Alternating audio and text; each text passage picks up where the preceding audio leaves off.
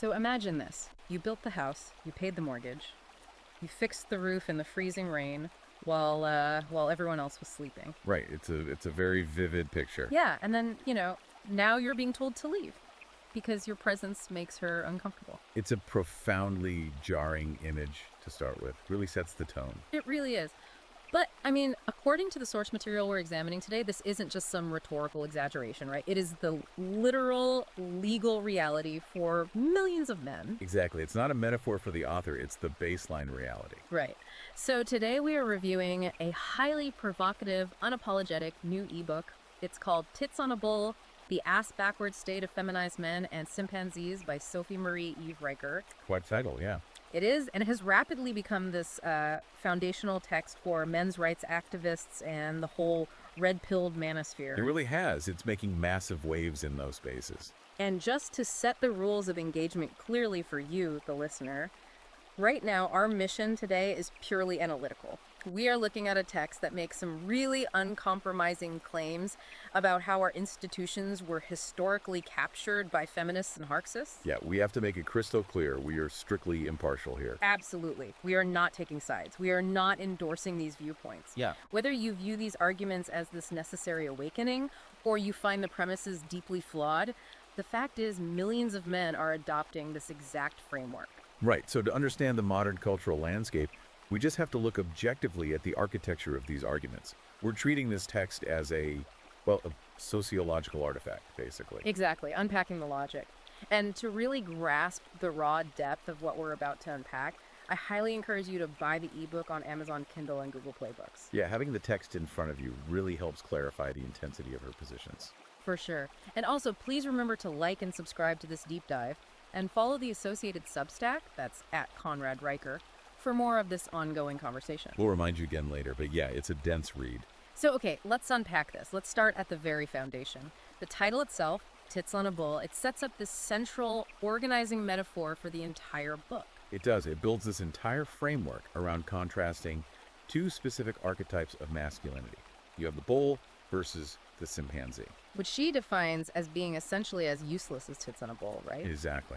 And to understand the argument, you really have to understand how she defines the natural architecture of the bull first. Okay, so what is the bull? Well, this archetype is presented as the historical baseline of masculinity. The bull represents strength, provision, leadership, and a really deep biological sense of responsibility. But there's a catch, right? Yes. The crucial part is that historically, this immense responsibility was inextricably paired with authority. Let's ground that a bit. When we say paired with authority, what does that actually look like in practice, according to the text? Think of the traditional family structure as a negotiated contract. The man acts as the bull. He goes out into a dangerous world, extracts resources, brings them back, and physically protects the perimeter of the herd. He assumes the ultimate liability. Right, exactly. And in exchange for bearing that burden, his judgment is respected. He holds authority within his domain. He's dangerous to outsiders, but necessary for the survival of the unit. Okay, I track that. And then the book pivots to the modern alternative, the chimpanzee or the feminized man. Yes, she paints the chimpanzee as this tragedy of social engineering. This is a man who retains the physical appearance of masculinity. I mean, he might still go to the gym, he has a beard, he goes to work, but he has been entirely stripped of his authority. He's basically decorative. Decorative and deeply apologetic for his natural instincts. The author argues he's heavily managed by bureaucratic systems and bred for absolute compliance. Right, like he pays the bills, but he has to ask permission to speak in his own home. A wallet with a heartbeat. That's a great way to put it. A provider who serves no actual function of leadership. But, okay, let me play devil's advocate here. If I'm a skeptic listening to this, my immediate reaction is going to be, wait a minute, how can the author claim men have been stripped of authority when you look at, the Fortune 500 or Congress? The billionaires and politicians. Yeah. The vast majority of CEOs and politicians are still men. How does the book reconcile that glaring reality? That is a crucial question, and she addresses it by pointing out what evolutionary psychologists call the apex fallacy. The apex fallacy. Break that down. The text argues that society judges the status of all men by looking exclusively at the top 0.1%, the elite. But her focus is on the median man. Ah, okay, the average guy. Right. The system isn't designed to extract from Elon Musk. Yeah. It's designed to extract from the middle-class guy working 50 hours a week as an operations manager, paying 30% in taxes. The guy who is terrified of making a joke at the water cooler because HR might fire him. Exactly. The fact that a handful of hyper-elite men still hold power is entirely irrelevant to the daily, lived reality of the average male citizen, who the book argues is being systematically mined for resources. Which leads us perfectly into the first major operational concept in the text, the extraction ledger. Because she argues this shift didn't just evolve naturally, right? No, not at all. Yeah. The book details how a gynocentric machine has actively hijacked and rewritten the social contract. So it's intentional. Highly intentional. The system still absolutely demands the exact same provision from men. The mortgage payments, maintaining the power grids, the massive tax base. But the authority is gone. Completely.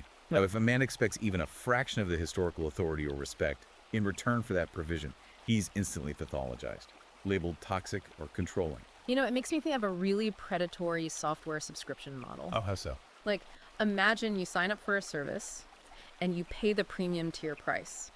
Actually, no, you're the developer who built the platform from scratch. Okay, I like this.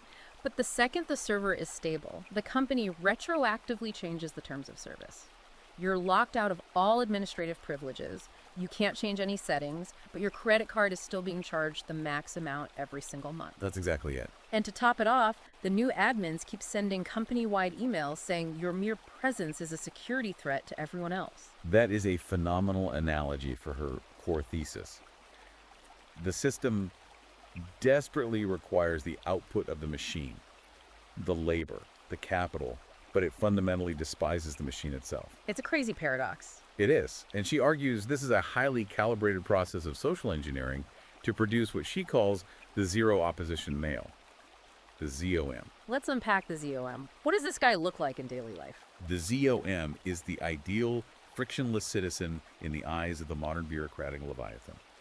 He works hard, pays exorbitant taxes without questioning where they go, obeys every shifting cultural directive, and eventually dies silently. So he's defined by what he doesn't do. Right. He doesn't complain about tax rates that fund programs actively excluding his sons. Yeah. He doesn't fight scorched earth custody battles. He just accepts every other weekend visitation and pays child support. He doesn't protest the relentless demonization of his sex in the media. He just produces, submits, and expires. Exactly. But here's the insidious part that really stuck out to me. The author argues that the ZOM doesn't realize he's a victim. No, he doesn't. He actually believes his submission is a sign of moral enlightenment, right? Precisely. The cultural conditioning is so deep that the ZOM believes his willingness to kneel and apologize is proof that he's one of the good guys. He thinks he's achieving status through compliance. While not realizing the system views his compliance simply as an invitation to extract more. So how does this framework address the elephant in the room, male privilege? Because in mainstream discourse, that is the defining lens through which gender is discussed. Yeah, she completely flips this narrative on its head. It's arguably one of the most provocative analytical points in the text. How does she flip it? She poses a very simple mechanical question. If men are the privileged, ruling class, the oppressors holding all the cards, why are they the only demographic constantly forced to apologize for existing? Wow, that's a sharp question. The text asserts a fundamental rule of power. True power does not apologize. True power does not undergo mandatory sensitivity training. True power does not check its privilege. Right. If men are supposedly running a tyrannical patriarchy, why is the average male office worker terrified of being fired over a slightly direct email? Exactly. She argues that male privilege is not a sociological reality for the median man. Instead, it's a brilliant linguistic trap. A psychological tool. Designed to make men feel immense guilt for a power they do not actually possess. Because a guilty man won't negotiate. A guilty man won't demand a fair return on his labor. He'll just keep paying his debt. Right, to a system that fundamentally despises him. But this kind of widespread compliance, it doesn't just happen by force. You can't mandate that half the population give up its historical authority overnight. They'd revolt. No, you have to convince them it's the right thing to do. Right. And the author argues the only way to achieve that invisible compliance is by rewriting the very tools we use to think. Which brings us to institutional capture. Yes. Before feminists and Marxists captured the legal and educational systems, they first had to capture the language. The language capture. She relies heavily on the Sapir-Whorf hypothesis here, right? She does. For those who don't know, it's the linguistic theory that the structure of a language heavily influences the modes of thought in a culture. Basically, if you control the vocabulary, you control the boundaries of what people can even conceptualize. Exactly. You construct the invisible fences of the mind. The book gives a profound example regarding the word patriarchy. Oh, this was fascinating. Tell them about the 1949 dictionary definition. Right, if you look at a text from 1949, patriarchy is defined simply and objectively.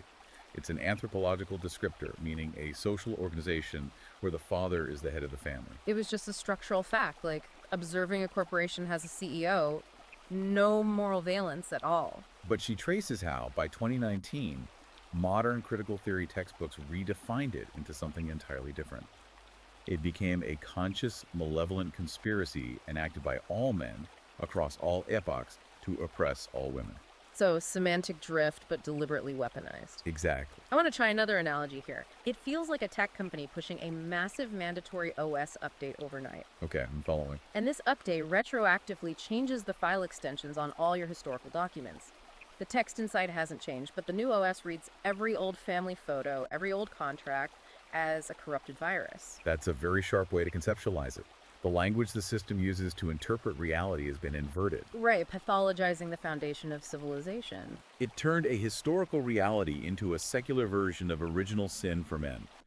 You're born male, therefore you're inherently part of this cosmic conspiracy. Guilty the moment you draw breath, which is incredibly convenient for a bureaucratic system that wants to extract your labor without offering reciprocal rights. Exactly. But this massive language capture didn't just happen organically in coffee shops. No, it had to be engineered and legitimized, and the text points the finger directly at what she calls the academic lie factory. Universities. Yeah. And the book's exploration of the Sokal Squared hoax is just devastating here. I couldn't believe it when I read that part. Break down Sokal Squared for the listener. It's a phenomenal case study in institutional decay.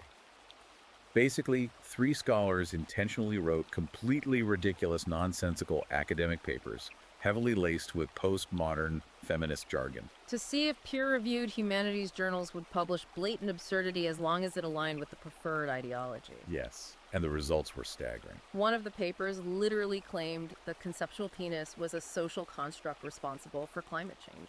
Yes, arguing male anatomy was driving global warming. And these prestigious journals not only accepted it, they praised it as groundbreaking scholarship. It's sheer audacity. 7 out of their 20 fake papers were accepted before the hoax was uncovered, right? Yep. And she connects this epistemological collapse directly to her broader critique.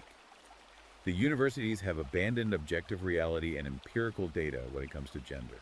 Elevating lived experience over facts. Which is just a sanitized term for subjective emotion. They treat it as undeniable empirical truth. This perfectly segues into the Kafka trap she describes. We need to explain this mechanic because it's brilliant. Yeah, the Kafka trap is where the harder you deny a crime, the more your denial is used as definitive proof of your guilt. So if the data shows the gender pay gap vanishes when you control for variables like hours worked and dangerous jobs, academia dismisses the data as a tool of the patriarchy. But if someone simply feels oppressed in an office, that subjective feeling is unassailable fact. Let's walk the listener through how this actually functions. Imagine you're in an HR meeting. You're told your communication style is oppressive. You ask for evidence. You say, look at the data. I treat everyone equally. Right, and how does the trap close?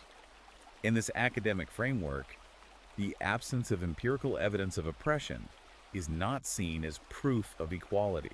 It's seen as proof of how invisible and insidious the oppression is. Exactly. And the fact that you're asking for empirical evidence is cited as proof of your toxic masculinity because you're relying on patriarchal constructs like logic rather than validating their emotional truth. You literally cannot win. Falsification is impossible. Which means it's not a social science at all, it's a theology. Operating on dogma. And think about the macroeconomic scale of this. The author makes this absolutely brutal economic point, tying the university system back to the ZOM. The funding loop, yes. Right. Universities extract massive wealth from male labor. Men pay the vast majority of net tax revenue, which subsidizes federal student loans. Which inflates tuitions, which pays the bloated salaries of this bureaucratic academic class. And what do they do with that money? They spend 4 years teaching the next generation to despise the very men, the very civilization, and the tax base funding their comfortable existence. It's a closed loop of civilizational suicide. Men are literally funding the construction of the weapon pointed at their own heads. Paying for the semantic destruction of their own authority. Which brings us to the entity that actually enforces these invented realities, the bureaucratic leviathan, the government. Chapters 10 and 11 really change how you look at politics. The core claim here is that the state has functionally replaced the husband. That is a massive claim. How did that shift occur historically, according to the text? Well, prior to the expansion of the welfare state in the 1960s, the traditional family structure was held together by mutual necessity. Men needed women for domestic stability, women needed men for protection and provision. A symbiotic alliance. Exactly. But as the administrative state grew, politicians realized a cold mathematical truth about voting blocks. They realized they could completely bypass the individual man. By mobilizing female voters through promises of safety and redistribution. Right, promising everything a traditional husband provided, housing, healthcare, safety, without demanding any of the reciprocal compromises a real husband would require. But the government doesn't generate wealth. It only collects it. So who is funding this massive redistribution? The male taxpayer. The book presents this as brutal arithmetic. Single women effectively vote for a substitute husband, which is the government. A silent, infinitely wealthy provider. That never expects intimacy, never asks what's for dinner, and never argues about how the money is spent. It simply direct deposits the provision. It is the ultimate raw deal for the individual man. He's taxed at exorbitant rates to fund the welfare state that makes his biological role obsolete. He's actively funding his own disenfranchisement, and it is heavily enforced. If a man realizes this dynamic and attempts to politically dissent, how is he treated? The text shows his advocacy is immediately reframed as misogyny. Yes. The Kafka trap applied to federal law. Hate speech laws and cultural cancellation are weaponized to target any man pointing out this structural imbalance. The state must break the bull, but why? Why can't the state just coexist with traditional masculinity? Because the natural virtues of traditional masculinity, risk, competition, self-reliance, are direct existential threats to a therapeutic state that wants to manage every granular aspect of life under the guise of safety. A man who can protect his own family doesn't need the Leviathan. Exactly. He's a threat to their monopoly on power. Safety has completely replaced freedom as the highest political good. And when emotional safety is the ultimate goal, the legal system shifts from pursuing justice to acting as a state-sponsored therapy session for grievances. Protecting the feelings of the culturally protected class, almost always at the expense of the male citizen's due process. Which is nowhere more painfully obvious than in the family court system.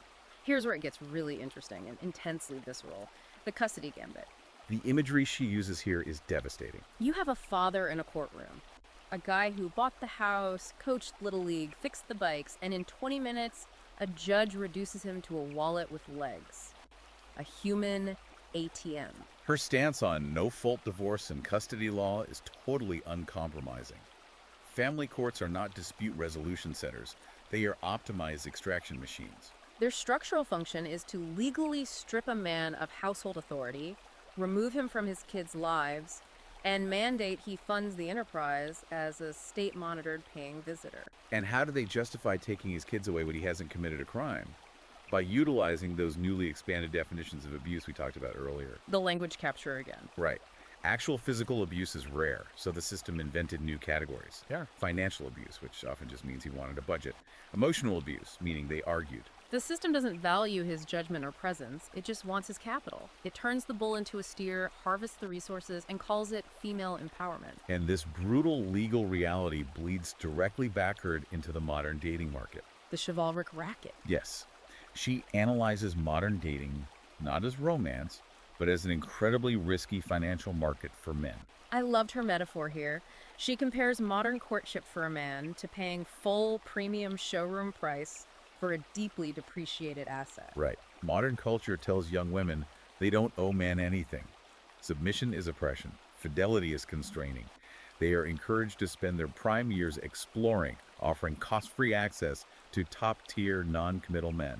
But then the timeline shifts. When she wants stability, the median man is expected to step in and assume the traditional role. And here's the glaring contradiction. Culture relentlessly tells men gender roles are toxic patriarchal constructs that must be dismantled. Except for the ones requiring the man to open his wallet. Exactly. The expensive dinner, the 2-month salary diamond ring, the mortgage, walking on the dark side of the street. Suddenly, those aren't toxic. They're sacred traditions proving he's a real man. It's so selective. She calls it a bailout package with a wedding attached. The man assumes 100% of the financial and emotional risk of rejection. Paying exorbitant costs just for the privilege of being evaluated. By a partner conditioned to view his natural masculine desires like respect or intimacy as inherently problematic. Which perfectly segues into our next segment, the systematic pathologizing of male nature. Because extraction isn't just legal or financial, it's psychological. The HR tribunal and the therapy trap. The ideological capture of institutions becomes deeply individual here. Biological traits that were historically essential for survival, stoicism, aggressive protectiveness, blunt directness. Now diagnosed by the therapeutic state as personality disorders. Right. A century ago, a man who worked a brutal job in a coal mine swallowed his fear and didn't complain. Society recognized him as resilient, the load-bearing wall. Today, that exact psychological profile sits down with HR or a state-licensed therapist, and he's told he has avoidant personality disorder. Or that his inability to weep openly is toxic masculinity. So the therapy trap is this process of reframing healthy male endurance as a psychiatric defect. Yes, therapy for men is rarely about making them stronger. It's about the feminization of suffering. Right. He's told to sit on a couch, use words alien to his nature like vulnerable or triggered, and basically confess to the crime of being born male. He's trained to view his own stoicism as a disease. And what happens if he realizes the game is rigged and gets angry about this psychological warfare?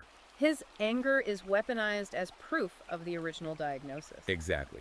Labeled intermittent explosive disorder, which justifies the next step, medicalization, often through heavy prescription of SSRIs. The text takes a very controversial stance here, arguing these aren't just medicines, but chemical compliance. A way to artificially flatten the male effect, drastically reduce libido, and castrate the innate drive to conquer or fight back. Ensuring he becomes a docile houseplant who keeps working and paying taxes, diagnosing health as sickness, then billing you for the cure. It's a brutal assessment.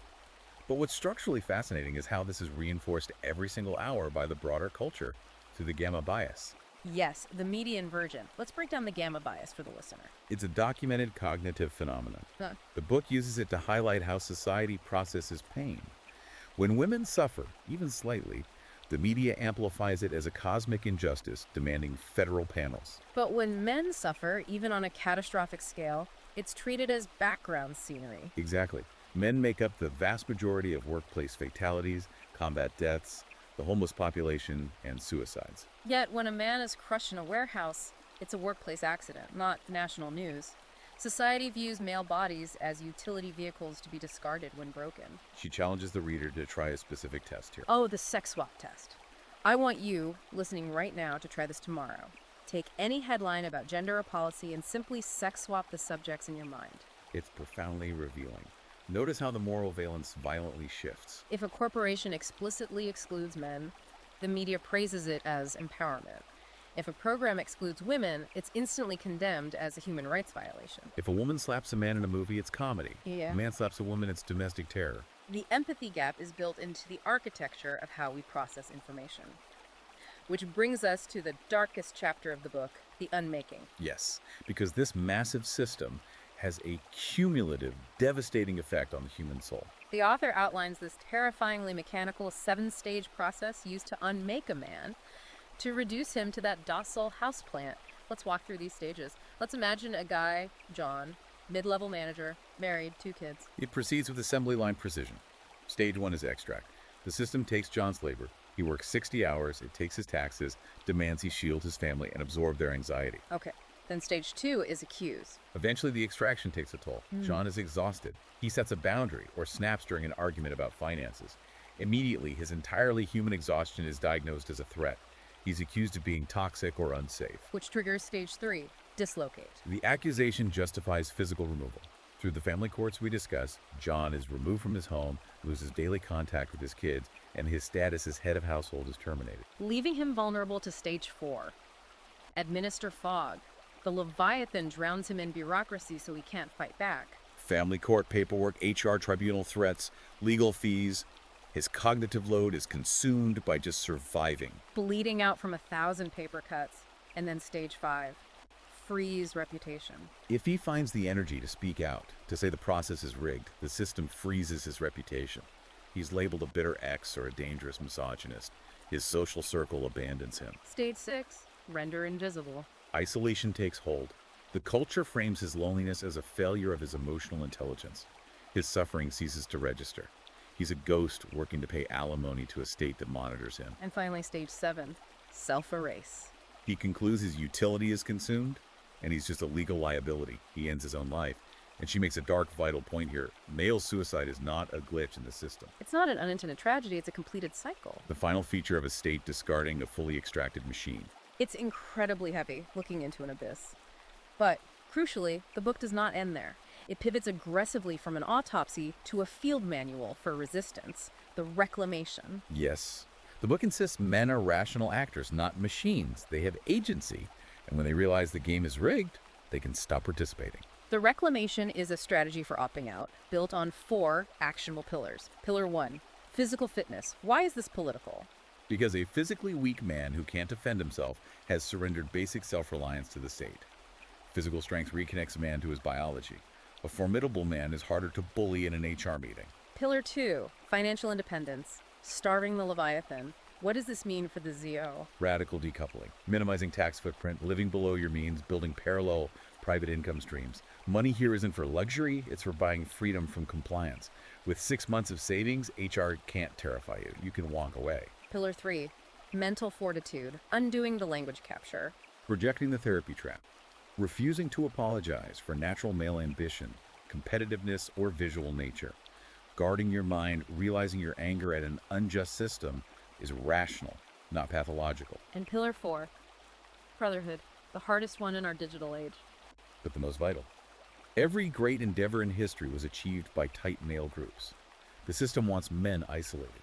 The reclamation demands rebuilding local, real-world networks outside state surveillance, men pooling capital and teaching skills. A phalanx is structurally unstoppable. So the ultimate demand is a massive mindset shift.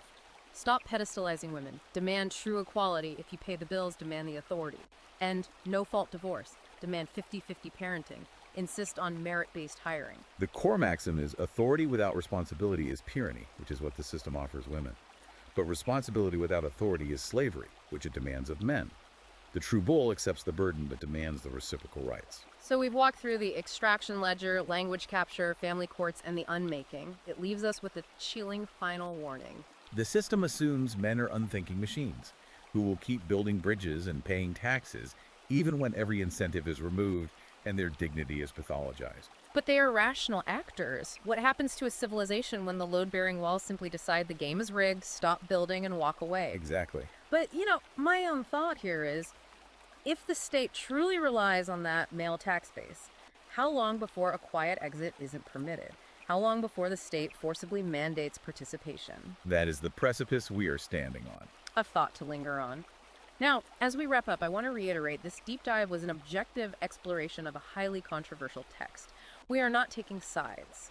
But understanding these concepts, the ZOM, gamma bias, language capture, is crucial to navigating the modern world. To remain ignorant of this text is to remain ignorant of a massive cultural undercurrent. Absolutely. You need to read it yourself. We've barely scratched the surface.